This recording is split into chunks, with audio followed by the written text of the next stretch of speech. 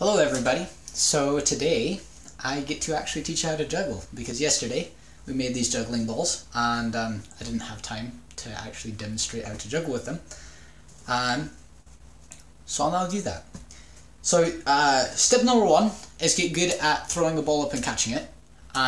So do this like 20 times and then do it with the other hand 20 times and then throw it from hand to hand about 20 times. And you might say to yourself, oh, I'm already great at throwing a ball from hand to hand. And it's quite possible you are. But the more precisely you can throw in an arc, and the less movement you have to have in your hand to catch the ball, the better off you'll be for juggling. So once you're reliably catching your ball every time you throw it, rather than dropping it, we then go to two balls. And you throw them in a 1-2 sort of motion, so like 1-2. You don't want to be throwing it up in an arc and just like doing a little pass between there. You want them actually to be both arcing at the same height, just one arcing this way, the other arcing that way, and you want there to be like a second's delay between them. So like 1-2, not a second's delay, a beat's delay, if that makes any sense. So it's like 1-2, 1-2, 1-2. And if you don't get it very good at the beginning, I was really bad initially. I wasn't able to find footage of my initial practices where I was just doing two balls, but I probably dropped them about half the time.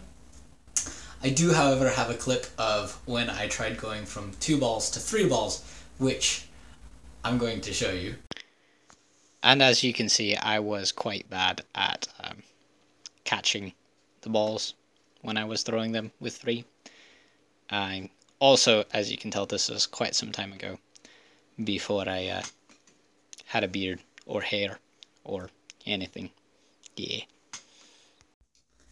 And as you can see, I wasn't that great at it.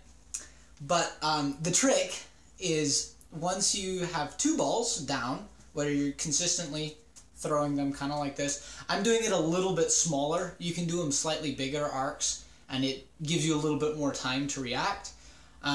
It also then is harder to control. So like the benefit of doing small is it stays nice, neat in a nice little area, whereas if you do big, like see, I just dropped that one. But if you do big, you have more time and it's easier to sort of react and catch when they don't go where you want them to. But the goal is for them to already, oh man, I just dropped it again. The goal is for them to be where you want them to be always. So the more important bit than catching is actually throwing. Because if you can throw to where your hand is going to be, then it's super easy to catch them. If you're throwing them like all over the place and then trying to catch them, you can catch one here and then one here, and like it's really hard to control the space. If you can consistently throw them into the same sort of small area, it makes it a lot easier to catch. So once you start getting that kind of down, that's when you're ready to add in the 3rd ball. And what you do is you just do that same like 1-2, but when you go to catch that 2nd ball in your 3rd hand, the one that has got a ball in it, you are then throwing the ball to the next one. And what that then allows you to do is sort of continuously juggle. And again, the important part of this is having stuff be landing in the spot that you want it to be catching in, rather than throwing and then worrying about catching it on its way down. Because if you're throwing and then throwing wherever and then trying to catch, you'll have a much harder time at it. At least the thing that worked best for me is practicing my throwing until I was throwing stuff right where I want it. And as you can see, I'm still not perfect at it, particularly when I start. I can quickly get my throwing off balance because the amount of velocity that my ball has when I'm throwing it has largely to do where I caught it from.